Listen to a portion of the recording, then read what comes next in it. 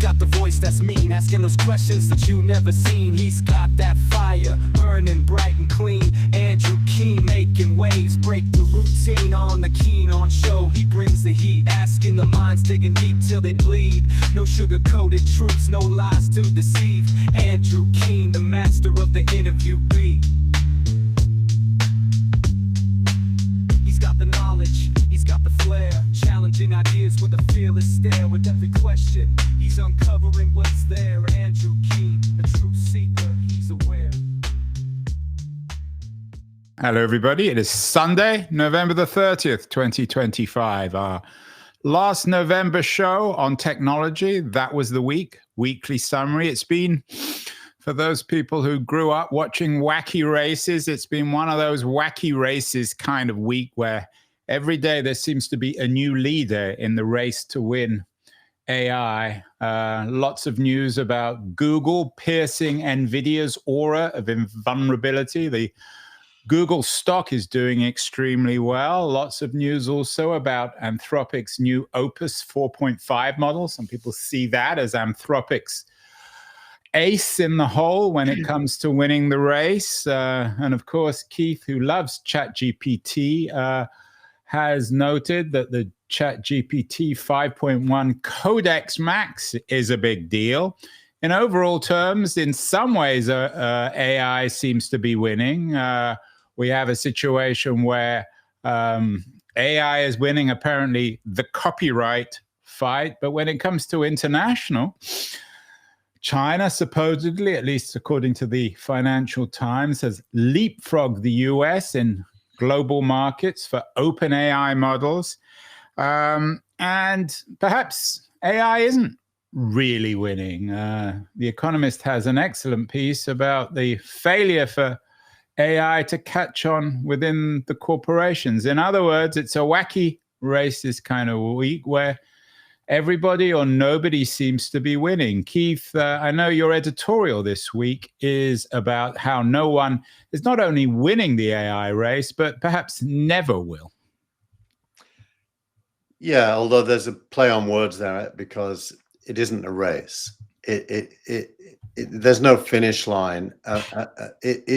I mean, you know, it's an endless and accelerating innovation cycle, caveated by the fact that LLMs as a technology are not gonna be the final answer. There's a lot this week from other AI technologists working on something. Yeah, and Gary Marcus has always made that point, and Ilya Sutskever, yeah, also has been making that point. So, you know, we don't even know who's winning within AI, let alone the different companies. Yeah. So it's one of those times when, sadly, there's a media framing of a race because that drives eyeballs and clicks. When actually we're in an age of accelerating innovation with no end in sight. You'd call it in LLM, a notebook slide, the year of intelligence, Keith. Is that how we're going to remember 2025? We're going to, later in December, we're going to do a show looking back over the whole year. I'm also going to preview 2026 in tech terms. But has this been the year of intelligence, do you think? Well, I'm using the word intelligence in the way it's generically used out there in the media. I actually think LLMs are not intelligent. I think they're just really, really good. They fake intelligence very well. You know, the Chinese DeepSeek model just got a score on the Math Olympiad test, both the Chinese one and the US one, that beats any human that's ever taken the test. So they're very good at appearing to be intelligent, but as we all know, they're guessing machines, and so intelligence is the wrong word. But there is a lot of work on actual intelligence. Deep Mind's AlphaFold is a great example of actual intelligence, and lots of researchers are working on that. And so one of the memes is we're moving from the age of AI productization back to the age of laboratories for the next generation of AI. And so there's many different narratives inside this meta narrative. Right, and then narratives within narratives within narratives. As you say, it's a crowded chart, not a finishing line. But would it be fair to say, Keith, that certainly in terms of last week, Google had a great week. Gemini is being reviewed very positively. Mark Benioff came out, and if it was last week or the week before, saying that Gemini now is his preferred AI over OpenAI. Google's development of their own chip, as I said, the Economist at least suggests, has pierced NVIDIA's aura of invulnerability. Google stock is up remarkably in the last 3 or 4 months. So it's been a good week for Google. I take your point that maybe they haven't won, maybe no one will ever win, but there are winners and losers each week, and certainly Google is the biggest winner this week. Google's a winner. I think a week ago it was a fairer statement to say they're the winner this week, because this week 2 of the others recalled up. So, but you're right. Generally, you're right. Google stock is up. Google, a year ago, I was predicting that Google was in mortal danger. I wouldn't say that now. I think. So, in other words, Keith, maybe you can say this publicly. You were wrong. Well, one's always wrong about predictions. There's no such thing as a correct prediction. Well, I've always been bullish on Google. I mean, I obviously come with my own biases, but why do you think you underestimated Google last year then? Well, I think they've got some massive challenges that on the face of it are hard. It's hard to imagine how they'll overcome them. The biggest one is that they earn over $300 billion a year from search-based advertising. And the challenge is, as they put AI mode, as it's called, into Chrome to replace web search mode, will they still be able to earn revenue from advertising? And the evidence so far is yes. And that's why the stock's gone up. That's why Wall Street now is, Google is a darling of Wall Street, because it seems as if they can literally have their AI cake and eat it. They can have AI and they can also still continue with their traditional search advertising model, which seems almost unbelievable. I'm not sure whether it can continue.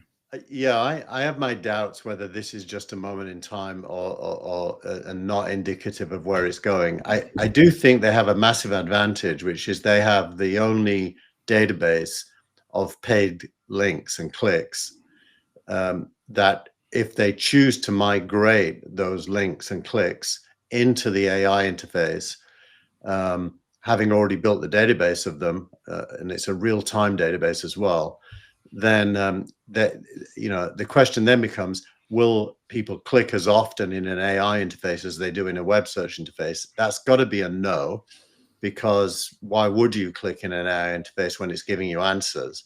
You only click when it's a link to an answer. So I suspect click rates will continue to decline, but the monetization of clicks, Google's in prime position compared to OpenAI, Anthropic, and all of the others. Who are losers, do you think? I mean, they don't tend to make headlines. There were a series of headlines, I think, the week before this, on Oracle's massive decline in its stock market value. Are there losers? I mean, if we accept that there isn't a single winner, I think it's a wise editorial headline this week, Keith. But there are going to be losers. Who's done badly this week or in November 2025? Is it Oracle? I think Oracle's in a good position. Its share price is not indicative of its positioning. A year ago, Oracle wasn't in the race at all. It's now a major partner of OpenAI and others. Microsoft showed the way here. Microsoft partnered very early with OpenAI, and Azure has benefited from that. Oracle is really replaying the Microsoft playbook and has done so successfully. Its share price spiked up and has now corrected back a little bit, but it's still in way better shape than it was a year ago. So I don't think Oracle's a loser, actually. I think the biggest losers are the SaaS companies. You know, if you think of the SaaS companies, and probably Salesforce is yeah. I mean, I was thinking of Benioff, and it's interesting. Benioff made the announcement about his preference for Google Gemini over OpenAI. I don't quite know how that impacts on his company, Salesforce. Well, look, Benioff can still win. A little bit like Oracle a year ago. In the short term, well, no one's going to win, Keith. You've told us there aren't any winners. Well, you're asking me who's a loser, so let's frame it in the opposite end. Is Salesforce going to be a loser? I wouldn't say that yet. I think Benioff's acutely aware of the need for Agentforce to become their leading product, and if he can pull that off, he'll continue to grow revenue and everything will be fine. But that is a bit like Google had the challenge a year ago. He's got a challenge to make sure that happens. I wonder also, I mean, I take your point that we can't always use the markets as an accurate mirror of the health of a company, but it's these second-rank companies that seem really stalled, companies like Pinterest and PayPal and Adobe. Yeah. Are they all going to be losers? Are we going to have a middle-class tech company as we've had historically, or are they only going to be giants and startups and nothing in between? Well, content portals will only maintain their audience insofar as we users continue to go to them for what we are looking for. And increasingly, the evidence seems to be, although the Economist article disputes it in the case of enterprises, that users are well, I mean, you've got to accept they're right on that. I know you don't necessarily believe that it's not the death knell of AI, but their point is an important one, that corporations are not embracing AI as much as we expected, or some people expected. I think they're right, but I think that's as expected, because the innovator's dilemma is strongest in enterprises, and you know, as we all know, enterprises, every consulting firm knows this, enterprises are the slowest to understand and the slowest to change. So it's very likely that that's an accurate representation, but not shocking. On the face of it, not at all shocking. I just did it. Sorry, go on. But going back to the main point, Pinterest and other content portals, this will be true for lots of them, unless it's habit forming, like say music streaming, are going to be subsumed in AI interfaces, I would predict. But that again is a prediction without a timeline. I don't know how fast that will happen, but it seems to be likely that will happen. And if that happens, the AI interfaces become the primary intermediary between you and me and whatever knowledge or information we're looking for. They're the roadkill. I just did a show actually yesterday with Christopher Marcus, a very smart business professor at Cambridge University. He wrote an interesting piece for the Harvard Business Review on the need for businesses to strategically hibernate in a time of great uncertainty and upheaval. And I think his argument may actually explain why AI is not catching on quite as what people expected in corporations, because corporations are just very fearful of all change, given the geopolitical struggles, particularly in the US, Trump, tariffs, and everything else. So yeah, maybe it's just the current climate of uncertainty that's undermining corporate embrace of AI. Corporations are by definition very conservative. Yeah, and you know, every venture capitalist knows there's a curve of adoption which only ends with the late adopters. And the real test of AI's staying power is where in that curve it currently is. And I think it's still in the early adopters curve, which is the very earliest stage of that adoption curve. As they say, people always joke about Silicon Valley, you're always an early adopter until you're too late. So who knows whether there's again a middle market here. What about in international terms? As I said, the FT reported this week that China has leapfrogged the US in global markets for open AI models. You've already talked about DeepSeek. You note, or your Google LLM notebook image suggests that governments are now major players. Mm-hmm. Is this race between the US and China, is it another wacky race, Keith, where one week China will appear to be ahead, the next week the US? Of course, it's a two-man race. There's no team from Europe or Russia or Japan involved in this race, it would seem. Yeah, although interestingly, the Slush conference happened in Finland this week, and Lovable, the European-based vibe coding company, announced that it had reached 200 million annual run rate within 4 months of having previously reached 100 million. And Mistral, of course, is still in Europe, and they declared Europe as a player in the game, which I think was an overstatement. Well, they would, wouldn't they? Because they're European. But I do think AI is going to grow everywhere it's allowed to. The British budget this week brought in a bunch of stuff to incent venture investment in early stage startups. I think the EU is far behind the UK in thinking like that. So Europe is hamstrung mainly by regulation, which seems to be weakening, which is a good thing. And maybe a little too late. Can the US, I mean, coming back to your theme this week of nobody's winning, which means really in a way that everybody's winning, can the US and China both win this race simultaneously? Absolutely. I think that's the only outcome likely. And really, you know, nations don't have balance sheets in the same way that companies do. They do, but they're derived from different sources like tax. The winners will be Chinese companies and American companies mainly. And those companies will pay taxes wherever they operate. And so governments will harvest that. But also their products will be used globally. And so revenues will be spent everywhere, and productivity gains will be impacted everywhere. So it isn't as if the rise of US companies or Chinese companies only benefits them. It should lift everything up.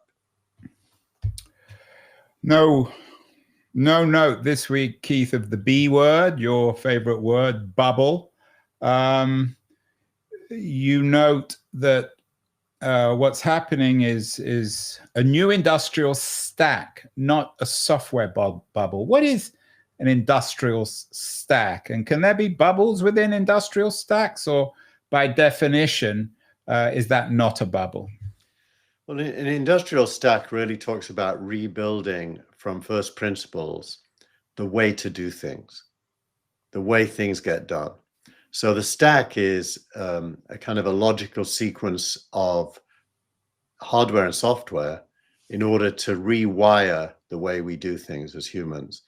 And we're in the middle of the early stages of that new stack. And you know, as we've already noted, there's early adopters doing it a lot. Like startups today that are AI native look very different to startups even 4 years ago in how they build and what they build. So that's really what it refers to. And money always pours in to the recreation of, if you think about it, of the division of labor. This is the recreation of the division of labor, and on a better basis, a more productive basis. And you would expect money to flow in because better, cheaper production leads to more voluminous outputs that cost less, that are then get consumed, which drives revenue. So what there really is a cycle of innovation and revenue, not a circular economy in the way some people do. Although some of the deals, I mean, I take your point broadly in a historical sense, but that doesn't mean that some of these supposedly circular deals involving NVIDIA and Oracle and OpenAI, I mean, they're still circular. You can have circularity within the broader context of the building of an industrial stack. Of course, there's circularity, but it isn't a closed system. There's a massive difference between NVIDIA spending money with OpenAI or vice versa to that's the only money flow. If that was the only money flow, you know, you would consider it a round trip. But if there's huge amounts of both investment coming in on the left and revenue coming in on the right, and it isn't a closed system, it's just the main players doing business with each other, which, by the way, they have to, because they rely on each other for their own growth. You note that market structures are adapting, venture capital in particular. That's your area of expertise. How is this playing out in terms of venture? You've often suggested that there are going to be huge winners at the top end of the venture market. Some venture startups or more democratized forms of venture investment, and everything in between is getting destroyed. What's happening on the venture front here, Keith, in terms of the market adaptation? Well, this is probably, if you're a venture capitalist, this might be the most worrisome part of the picture.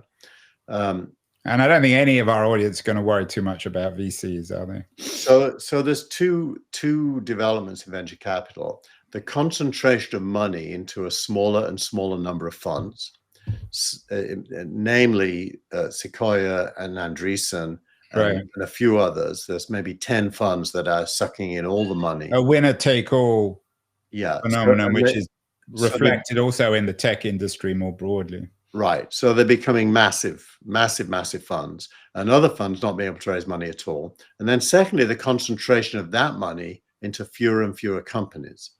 So very large checks going to a very small number of companies. So it's Andreessen or Sequoia investing in OpenAI and Anthropic, basically. That would be a bit of a caricature, but broadly speaking, that's the trend. And then the problem is how there's no IPOs, or very few IPOs. So there's no exits. And companies are being able to stay private much longer at much higher valuations and still raise ginormous amounts of money, which means that the money originally invested isn't being returned to the source, which is pension funds and the like. So you get a liquidity trap at huge scale with massive concentration. Now, when that happens, the market reacts, and it's reacted.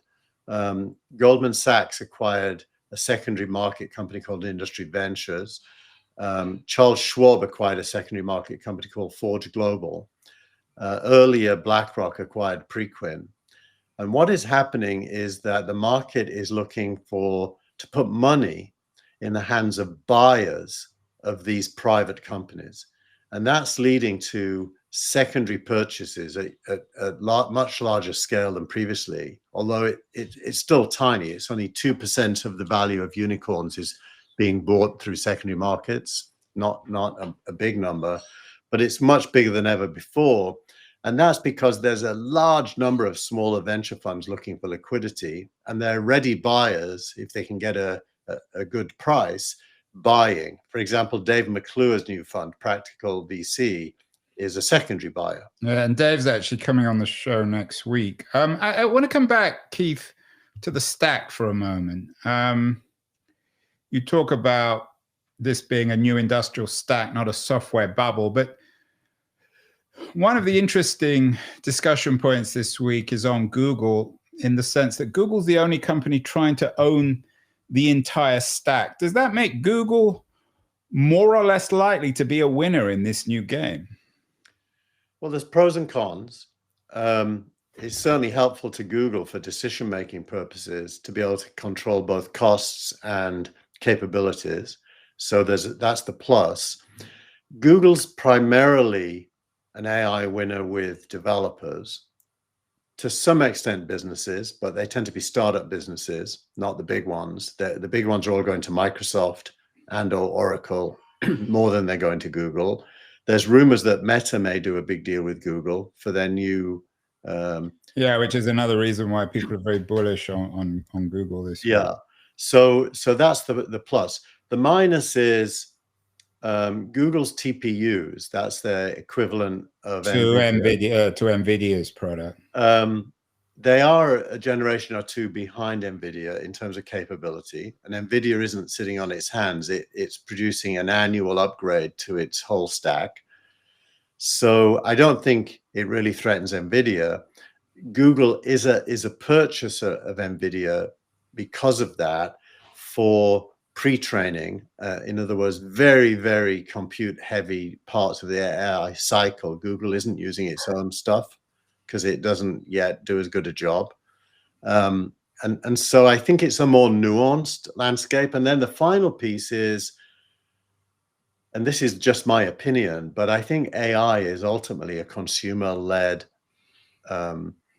game. Well, you and certainly the Economist would strongly disagree. The Economist piece suggests that always these booms or new business cycles, whatever you want to call them, new industrial civilizations, are always driven by corporations. But well, I think it's either or there. It's what comes first, and I think the evidence so far is chat interfaces are the primary reason AI has grown. And chat interfaces are mainly used by consumers. Now, consumers can include business people. I don't just mean hobbyists. It can be business people sitting at work, but it isn't a traditional top-down enterprise sale. It's a bottoms-up, one person at a time adoption curve. And in that game, OpenAI is very far ahead. you say, Keith, that rather than asking who will win, we should ask 3 questions. What are those 3 questions? Put them on the screen so I don't have to use my memory, Andrew. Well, I know the 3 questions. You're the expert. So the graphic has them in. The three questions really correlate to Capabilities, what can it capital, do? and civics. Yeah, what can it do? Who's funding it? And what are the policy implications? So what can it do? Yeah, contrary to Gary Marcus's narrative, actually is getting better and better and better. So it's the 3 C's: capabilities, capital, and civics. Yeah. So capabilities, clearly it's getting better and better and better. But I will concede to anyone who says so, that there are other technologies outside of LLMs that are going to take it even further. And those are in the early innings. A company called Sakana.ai has a white paper that I put in the editorial about something called continuous learning machines, continuous thinking machines. And Demis Habbassis, is it Habbassis or Hassabis? I always get that wrong. At DeepMind. Demis, who's the head of AI at Google, the number 2 guy at Google. Yeah, and Ilya Sutskever, they both this week talked about the inability of LLMs to be great at generalization, which we've talked about on the show, that generalization is still a human thing.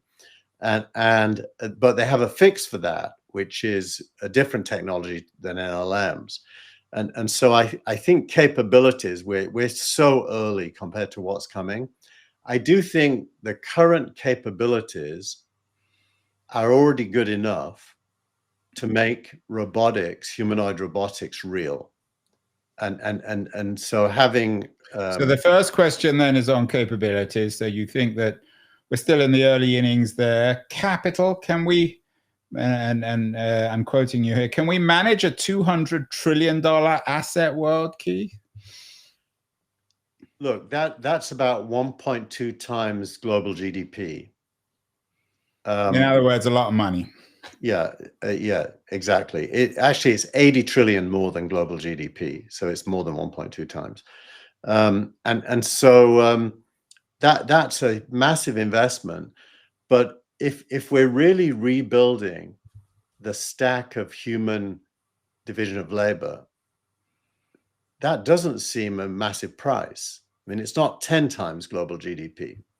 And so I'm going to anticipate that most governments and most capital providers will find that money. And I will say the money sitting on the sidelines, not invested, is many times higher than global GDP. Yeah, but you're not going to have capital in Uganda or Belgium or Vietnam put into this. I mean, it's all coming from the US or China, isn't it?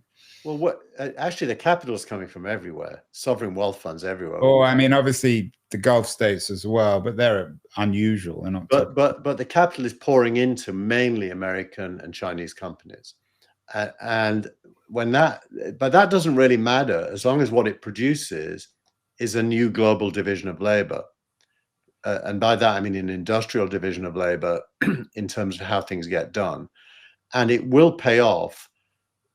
Some people estimate, global GDP will double. Other people think it made more than double. I mean, it's highly speculative. And let's get to the final C, Keith, civics.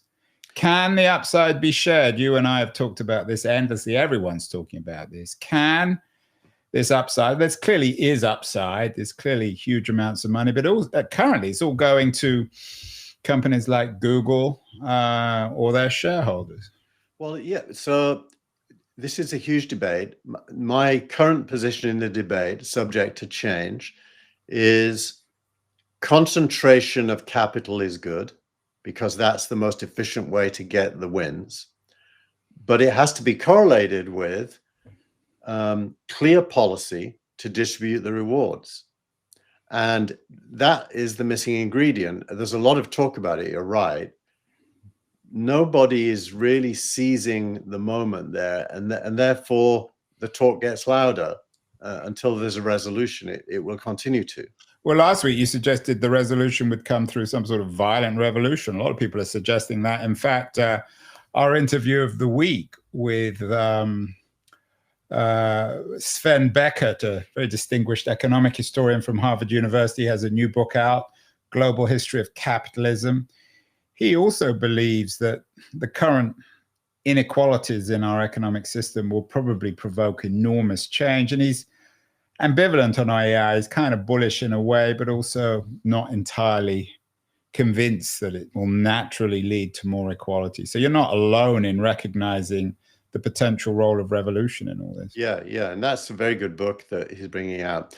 Just one correction. I said in the absence of civics, you can anticipate a lot of social upheaval.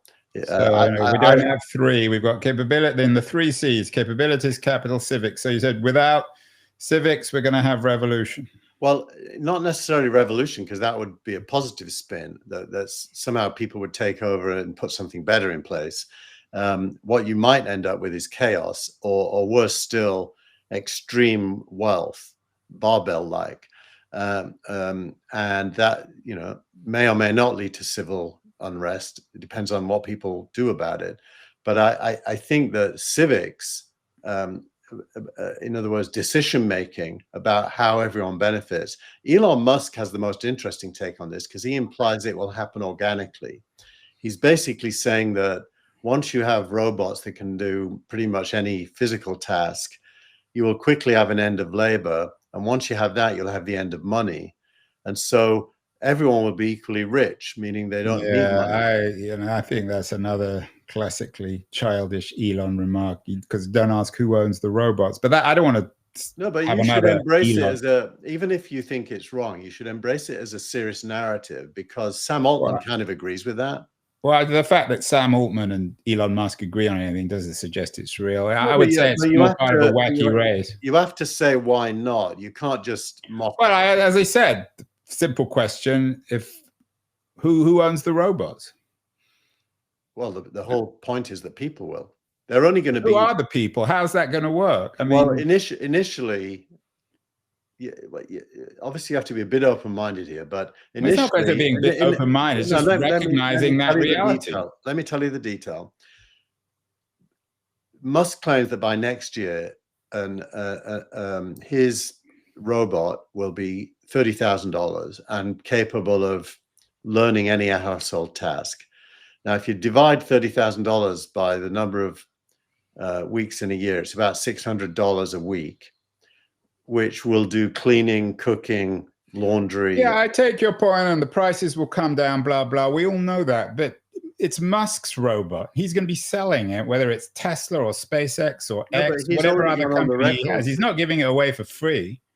Well, I think you didn't listen to his talk. He made the point that as the impact of that kicks in, both in industry and in the home and on the street, everything is going to ultimately be free, and therefore money won't be required. Why though? I mean, this is just. Well, it's just math. It's the math of production. That's how the whole history of the human race has worked.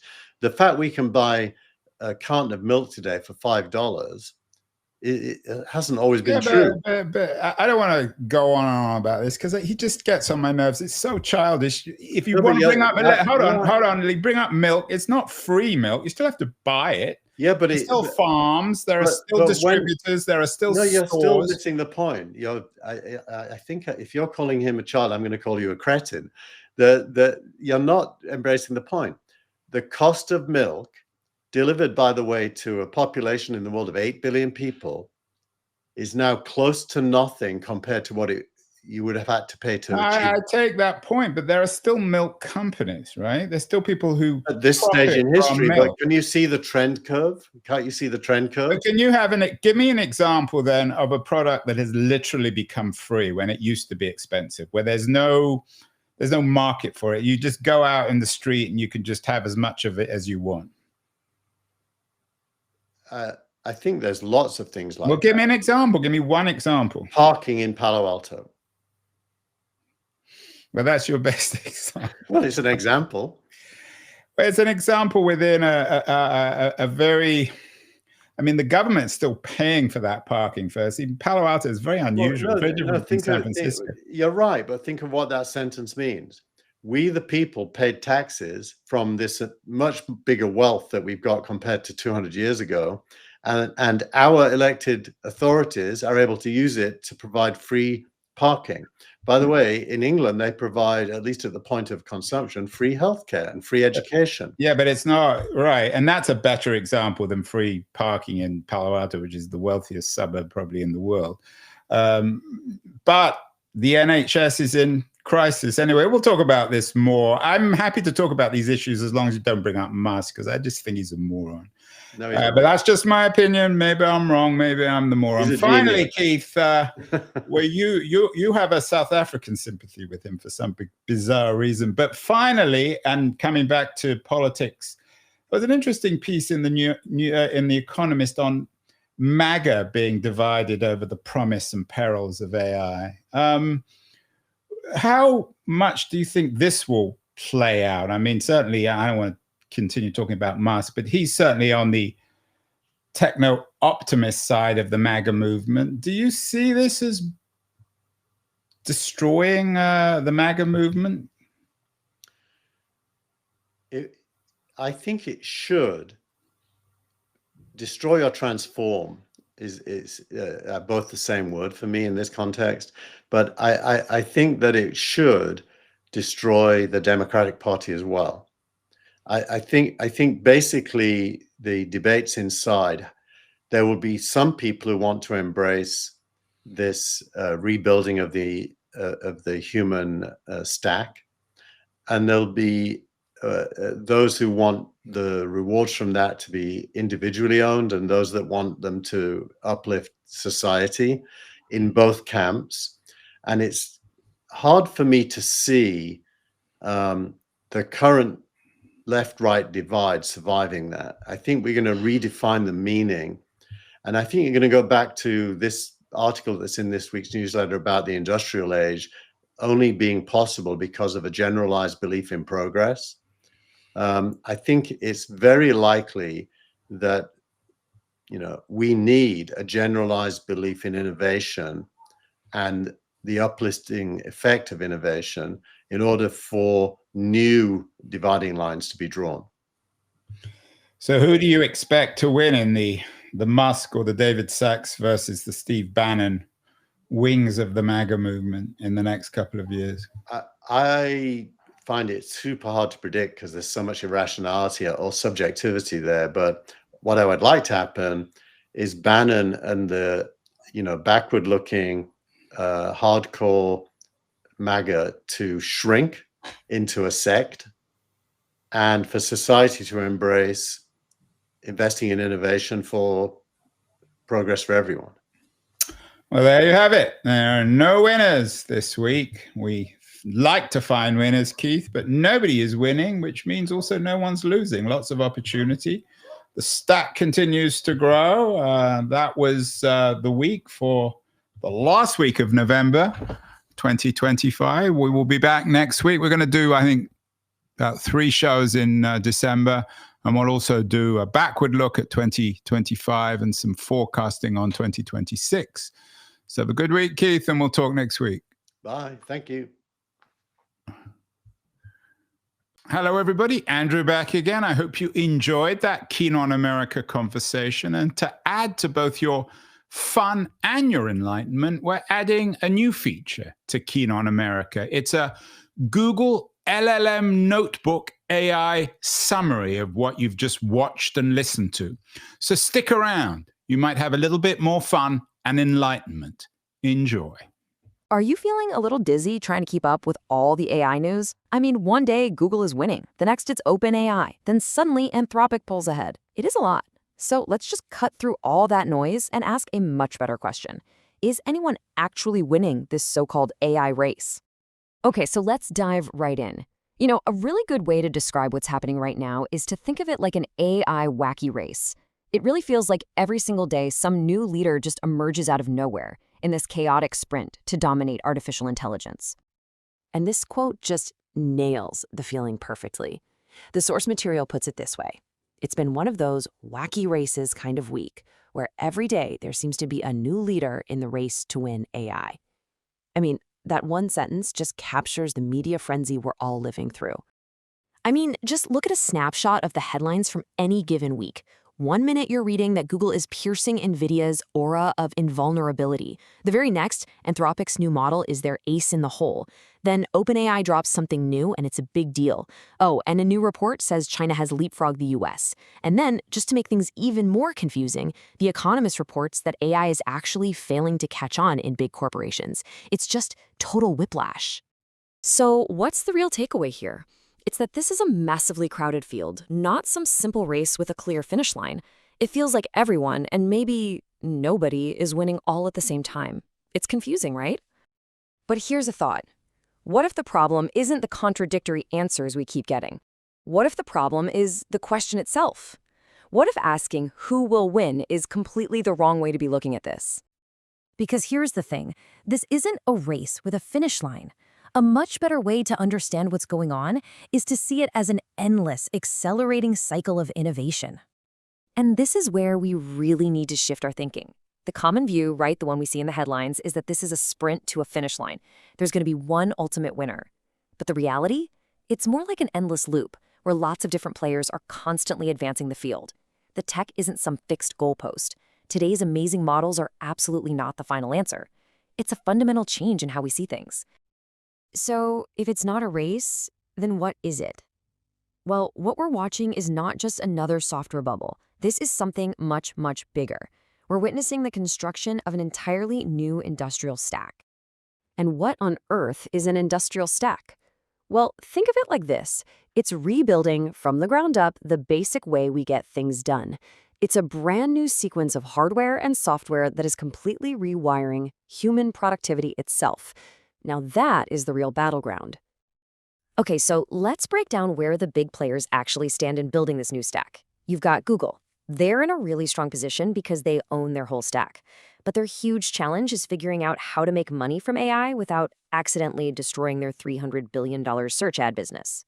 Then there's Oracle, who's kind of making a comeback by basically copying the Microsoft playbook. And then you have all the traditional software companies. And they are vulnerable. They could be the biggest losers here because they have to somehow rebuild everything they do to be AI native. And meanwhile, corporate America, still in the early phase, super slow to adopt, thanks to that classic innovator's dilemma. So instead of trying to follow that chaotic day-by-day race, what if there was a better way to make sense of it all? If who will win is the wrong question, what should we be asking? Well, it turns out there are 3 much better, much more insightful questions we can use to figure out what's really going on. And here they are. Let's call them the 3 C's. It's a simple but really powerful framework. First, capabilities. What can this technology actually do right now and in the near future? Second, capital. Who's funding all of this and just how much is at stake? And third, and this one's huge, civics. How are the massive rewards from this whole revolution going to be shared across society? So let's quickly look at that first C, capabilities. The truth is, we are still in the very early innings here. Today's large language models, they're incredible, but the source material points out they still struggle with generalization. The really next level stuff is still being cooked up in labs. That said, what we have right now is already powerful enough to make things that were science fiction, like humanoid robotics, a real thing. Now for the second C, capital. And to get the scale of this, just look at this number, $200 trillion. That is the estimated size of the assets we need to manage to build out this new stack. To put that in perspective, that is way more than the entire global GDP. The amount of money being poured into this is almost impossible to comprehend. So where is all of this money coming from? It's flowing from all over the world, from huge global sources like sovereign wealth funds. But, and this is critical, it's all being concentrated into just a handful of leading American and Chinese companies. So you have global money, but very concentrated power. And all of that concentrated capital leads us straight to our final and maybe the most important C, this question of civics. It's the most critical part of this entire story. And you know what? It's the one we have the fewest answers for. And here's the core problem. Piling all that money into just a few companies might be the fastest, most efficient way to drive innovation. That might be true, but it creates this absolutely massive societal challenge. How do you make sure the benefits of that innovation don't just stay with a tiny handful of people? This chart just says it all, doesn't it? Capabilities are advancing at this incredible, breakneck speed. Capital is being deployed on a scale we've never seen before. But civics, the policies, the social safety nets, the actual plan for how society adapts and benefits, that part is largely being ignored. It is the critical missing ingredient in this whole recipe. And the stakes here could not be higher. This isn't just some academic thought experiment. Without a clear, deliberate plan to distribute the rewards from this new productivity boom, the source material warns that the risk of major social upheaval just gets bigger and bigger. This isn't just about cool new tech, it's about social stability. So that leaves us with the one question we should all be thinking about. This new industrial stack is being built right now, and the rewards are going to be immense. But if those rewards aren't shared, what happens next?